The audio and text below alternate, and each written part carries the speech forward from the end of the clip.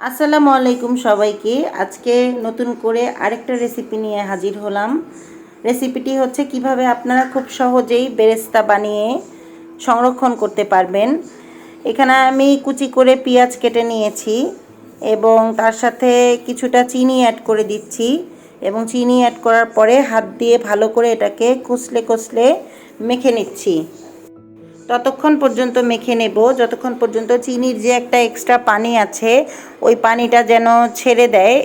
এই রকম পর্যায় পর্যন্ত এটাকে এইভাবে মেখে নিতে থাকব। তো আমার মাখানো হয়ে গিয়েছে। রমজান মাসে এবং ঈদে আমাদের প্রত্যেকটা কাজেই দেখা যায় যে পেঁয়াজের বেরেস্তার ব্যবহার করা হয়। তো পেঁয়াজের বেরেস্তাটা খুবই একটা গুরুত্বপূর্ণ জিনিস, যেটা কিনা করতেও অনেক টাইম লাগে। তো সেজন্য যদি আমরা এভাবে সংরক্ষণ করে রাখি তাহলে পেঁয়াজটা অনেক দিন পর্যন্ত ভালো থাকবে এবং আপনারা চাইলে নর্মাল ফ্রিজেও এটাকে সংরক্ষণ করতে পারেন। তো আমি এরকম একটা গোল ধরনের এখানে নিয়েছি কড়াই। তো কড়াইয়ের মধ্যে আমি পরিমাণ মতো তেল দিয়ে দিচ্ছি।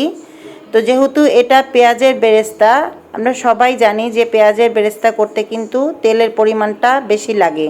তো আমি পরিমাণ মতো তেল এখানে দিয়ে দিয়েছি এবং তেলটা গরম হওয়ার জন্য কিছুক্ষণ অপেক্ষা করছি। তেলটা ভালো মতো গরম হয়ে আসলে তখন এর মধ্যে আমি পেঁয়াজ অ্যাড করে দেব। তো যেহেতু আমি এটা ইন্ডাকশন চুলার উপর করছি সেজন্য একটু গরম হতে টাইম লাগবে। তো আমি এভাবে হাত দিয়ে একটু চেক করে নিচ্ছি যে তেলটা ঠিকমতো গরম হয়েছে কি না। খুব বেশি গরম হয়ে গেলে আবার ভাজতে গেলে পুড়ে যেতে পারে। সেজন্য যখন মিডিয়াম হিট হবে ওই পর্যায়ে আমি পেঁয়াজগুলো অ্যাড করে দিব। তো অ্যাড করে দিচ্ছি পেঁয়াজগুলো অ্যাড করে দেওয়ার পরে এটাকে আমি খুন্তির সাহায্যে নেড়ে চেড়ে উল্টিয়ে পাল্টিয়ে একটু সময় নিয়ে এটাকে ভাজতে থাকবো। অবশ্যই পেঁয়াজের পানিটা যেহেতু ছেড়ে দিয়েছে এটা একটু ড্রাই হতে সময় লাগবে। তো ড্রাই হয়ে গেলেই দেখবেন যে এটা ভাজা হয়ে যাচ্ছে।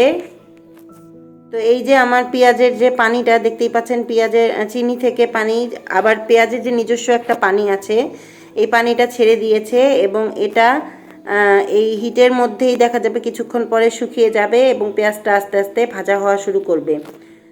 তো এভাবে হালকা হাতে একটু পরপর নেড়ে চেড়ে দিতে হবে। চুলায় যদি আপনারা এটা করেন তখন কিন্তু আপনাদের চুলার যে আঁচটা আছে এটা আপনাদেরকে খেয়াল করে করতে হবে যাতে কিনা আপনার পেঁয়াজটা তলে পুড়ে না যায়, কারণ পেঁয়াজ কিন্তু খুব দ্রুত পুড়ে যায়। ব্রাউন হওয়ার সাথে সাথেই এটাকে চুলা থেকে নামিয়ে নিতে হবে এবং তেল ঝরিয়ে নিতে হবে, তা না হলে এটা নিচে পুড়ে যেতে পারে। তো আমি একটু পরপর খুন্তির সাহায্যে এটাকে নেড়ে চেড়ে দিচ্ছি। তো এ পর্যায়ে আমার পেঁয়াজটা দেখতে পাচ্ছেন যে অনেকটা ব্রাউন হয়ে এসেছে।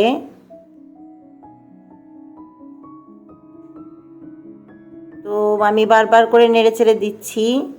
এ পর্যায়ে আপনাদের পেঁয়াজগুলো দেখা যাবে যে একটার সাথে একটা একটু লেগে আছে এবং আঠালো হয়ে আছে।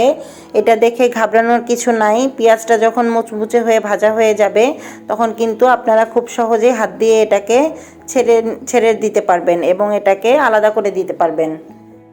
তো আমি বারবার করে এটাকে নেড়ে চেড়ে দিচ্ছি যাতে পুড়ে না যায় এবং পেঁয়াজগুলো যাতে সমানভাবে ভাজা হয়ে যায়। এরকম করে কয়েক মিনিট ভাজবো।